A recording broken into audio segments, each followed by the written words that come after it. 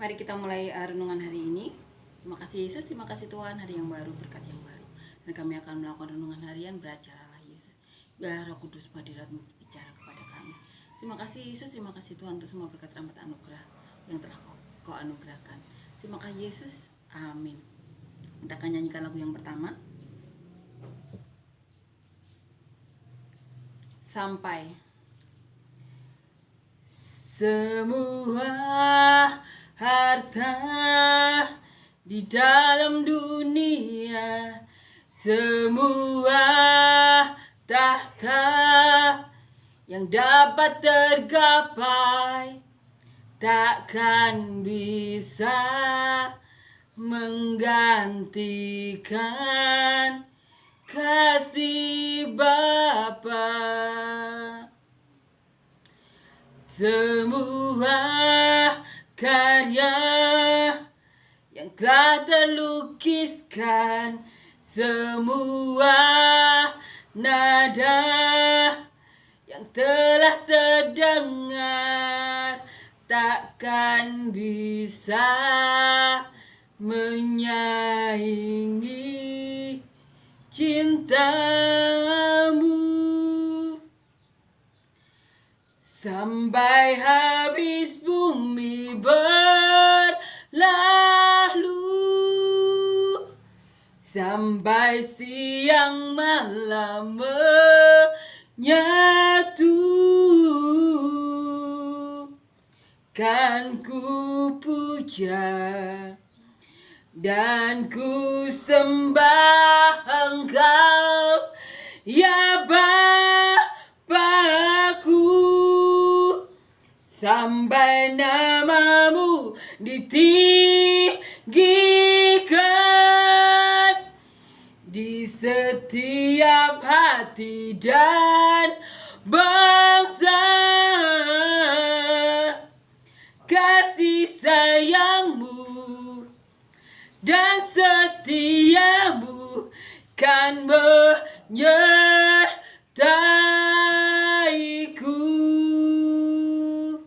Amin ya. Amin. Kasih sayang Tuhan Yesus akan menyertai kita semua sampai semua bangsa mendengar nama Tuhan Yesus. Sampai dikatakan di sini, sampai siang malam menyatu, sampai namamu ditinggikan di setiap hati dan bangsa. Kasih sayangmu dan setiamu kan menyertaiku, seperti tugas yang diberikan Tuhan Yesus kepada kita. Sampai habis bumi berlalu, sampai siang malam menyatu, biar kita memuji dan menyembah Tuhan. Sampai nama Tuhan Yesus ditinggikan di semua, setiap hati dan bangsa. Kasih sayang dan setia Tuhan Yesus akan menyertai kita selamanya. Amin. Itu iman kita, dan itu kepastian dari Tuhan. Tuhan Yesus akan menyertai kita selama kita melakukan apapun yang menjadi kehendak Tuhan. Amin ya. Kita akan baca Lukas 2 ayat 41 sampai 52. Judul perikopnya Yesus pada umur 12 tahun dalam bait Allah. Kita akan baca bagaimana suatu peristiwa saat Tuhan Yesus masih kecil ya, di mana Tuhan Yesus berada di bait Allah. Kita akan baca bagaimana Lukas menulis. Tiap-tiap tahun orang tua Yesus pergi ke Yerusalem pada hari raya Paskah. Ketika Yesus telah berumur 12 tahun, pergilah mereka ke Yerusalem seperti yang lazim pada hari raya itu. Sehabis hari-hari perayaan itu, ketika mereka berjalan pulang, tinggallah Yesus di Yerusalem tanpa diketahui orang tuanya. Karena mereka menyangka bahwa ia ada di antara orang-orang seperjalanan mereka, berjalanlah mereka sehari perjalanan jauhnya lalu mencari dia di antara kaum keluarga dan kenalan mereka. Karena mereka tidak menemukan dia, kembalilah mereka ke Yerusalem sambil terus mencari dia. Sesudah 3 hari mereka menemukan dia dalam bait Allah. Ia sedang duduk di tengah-tengah alim ulama sambil mendengarkan mereka dan mengajukan pertanyaan-pertanyaan kepada mereka. Dan semua orang yang mendengar dia sangat heran akan kecerdasannya dan segala jawab yang diberikannya. Dan ketika orang tuanya melihat dia, tercenganglah mereka. Lalu kata ibunya kepadanya, "Nak, mengapakah engkau berbuat demikian terhadap kami? bapakmu dan aku dengan cemas mencari engkau. Jawabnya kepada mereka, mengapa kamu mencari aku? Tidakkah kamu tahu bahwa aku harus berada di dalam rumah bapakku? Tetapi mereka tidak mengerti apa yang dikatakannya kepada mereka. Lalu ia pulang bersama-sama mereka ke Nazaret. Lalu ia tetap hidup dalam asuhan mereka. Dan ibunya menyimpan semua perkara itu di dalam hatinya. Dan Yesus makin bertambah besar dan bertambah hikmatnya dan besarnya, dan makin dikasihi oleh Allah dan manusia. Satu peristiwa ketika orang tua Tuhan Yesus dan Tuhan Yesus sendiri yang mau merayakan Paskah, mereka pergi ke Yerusalem. Tapi Tuhan Yesus hilang. Dan 3 hari baru diketemukan, dan diketemukannya di Bait Allah. Kita akan renungkan bagaimana peristiwa ini begitu membekas di hati ibu Tuhan Yesus, yaitu Maria. Sehingga salah satu kisah ini diceritakan pastinya ya, dan ditulis oleh Rasul Tuhan, ditulis oleh Lukas. Kita akan baca dan renungkan lagi ya.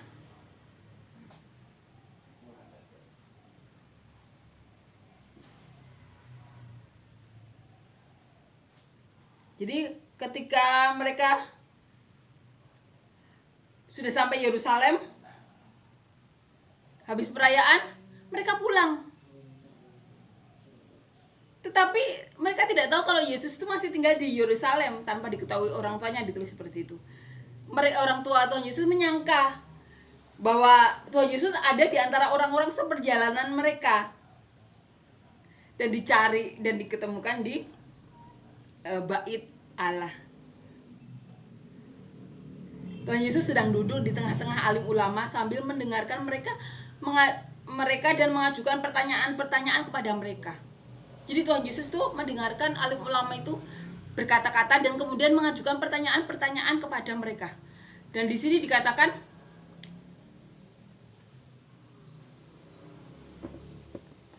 bahwa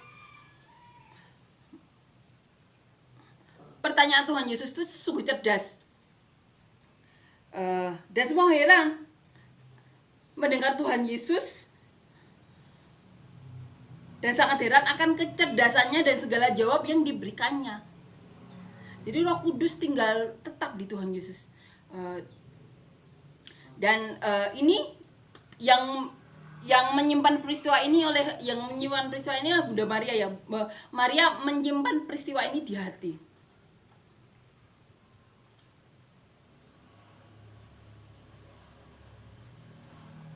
Dan kemudian ini ya, dan semua orang yang mendengar dia sangat heran akan kecerdasannya dan segala jawab yang diberikannya. Jadi sekalian bertanya, ternyata juga mereka tuh menanyai Tuhan Yesus juga. Jadi ada seperti diskusi ya antara alim ulama itu dan Tuhan Yesus. Mereka berdiskusi sampai orang-orang tuh heran akan kecerdasan Tuhan Yesus. Kemudian ibunya bertanya, "Nak, mengapakah engkau berbuat demikian terhadap kami? Bapakmu dan aku dengan cemas mencari engkau." Jawab Yesus, "Mengapa kamu mencari aku? Tidakkah kamu tahu bahwa aku harus berada di dalam rumah Bapakku?" Dan Yesus memperkatakan perkataan ini. Dan kemudian mereka pulang, tapi Maria menyimpan peristiwa ini. Dan kemudian pastinya Maria menceritakannya kepada para rasul-rasul sehingga ditulis oleh Lukas.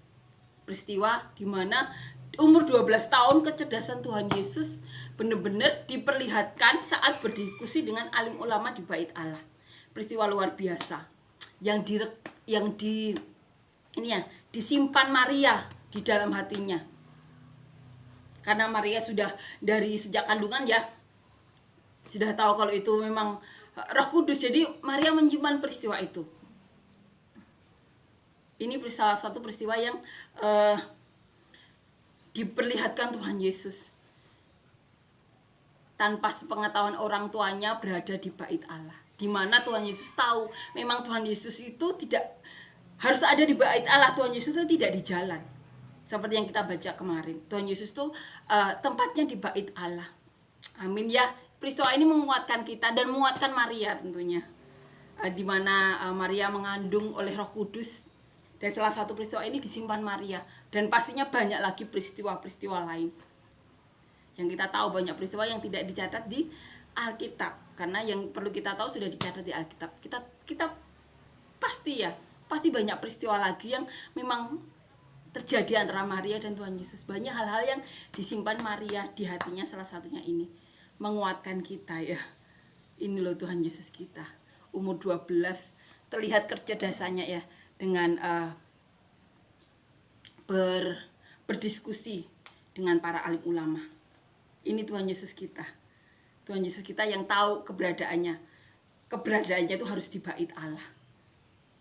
Untuk apa? Untuk mengajar orang-orang, mengajar murid-muridnya nantinya. Tuhan Yesus tahu tugasnya sejak masih kecil. Amin ya. Kiranya peristiwa ini menguatkan kita, mengajarkan kita. Terima kasih kepada Tuhan Yesus yang sudah turun ke bumi. Salah satu peristiwa yang disimpan di hati oleh Maria ini. Seorang ibu menyaksikan bagaimana anaknya berdiskusi, berdebat, tanya jawab, tentu sampai terheran-herannya, ini anakku umur 12 tahun. Sudah berdiskusi dengan alim ulama, di mana kecerdasannya sampai membuat orang-orang heran. Amin ya, peristiwa ini menguatkan kita ya, hal-hal yang disimpan Maria di dalam hatinya, yang tentunya menguatkan Maria ya. Kita akan nyanyikan lagu yang kedua. Kemanakah kami mencari kasih sejati? Kemanakah kami berseru saat badai datang menderu? Yang kami tahu hanya Kau yang mampu pulihkan segala sesuatu. Kami perlukan keajaiban-Mu. Kami butuhkan sentuhan tangan-Mu. Kami tak dapat jalan sendiri. Kami perlu Kau, Tuhan. Amin ya. Amin. Terima kasih Yesus untuk perkataan-Mu hari ini. Satu peristiwa yang benar-benar menguatkan Maria Tuhan, sehingga Maria menyimpan peristiwa itu dalam hatinya Tuhan.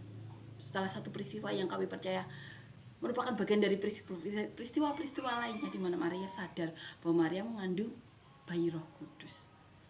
Terima kasih Yesus, terima kasih untuk penguatan-Mu, sehingga menguatkan banyak orang sampai hari ini. Dan tidak bosannya kami berdoa, biarlah setiap perkataan-Mu Tuhan dapat menguatkan kami Tuhan, menjadi benih yang baik bagi kami, sehingga dapat bertumbuh berakar kuat, berbuah lebat bagi kemuliaan-Mu. Berkati kami dan orang-orang sekitar kami sampai ujung bumi seperti yang Kau mau. Dan biarlah setiap proyek dan pekerjaan kami bisa kami melakukan seperti kami beribadah kepada-Mu, sehingga hikmat-hikmat mengalir Tuhan, dan kami melakukannya Tuhan seperti kami melakukannya untuk-Mu Tuhan. Dan kami berdoa biarlah menjadi berkat sampai ke ujung bumi seperti yang Kau mau. Dan kami berdoa Tuhan untuk siapapun dari kami yang melakukan apapun di keluarga, di pekerjaan, di lingkungan, dimanapun kami tempatkan, biarlah kami melakukan segala sesuatu seperti kami melakukannya kepada-Mu, sehingga hadirat-Mu ada dan kami berdampak bagi siapapun. Dan kami juga berdoa Tuhan untuk kami semuanya Yesus yang sedang sakit, Tuhan berikan hikmat marifat dari kami semua yang mengalami sakit, sehingga mujizat-Mu masih ada Tuhan, hikmat-hikmat mengalir.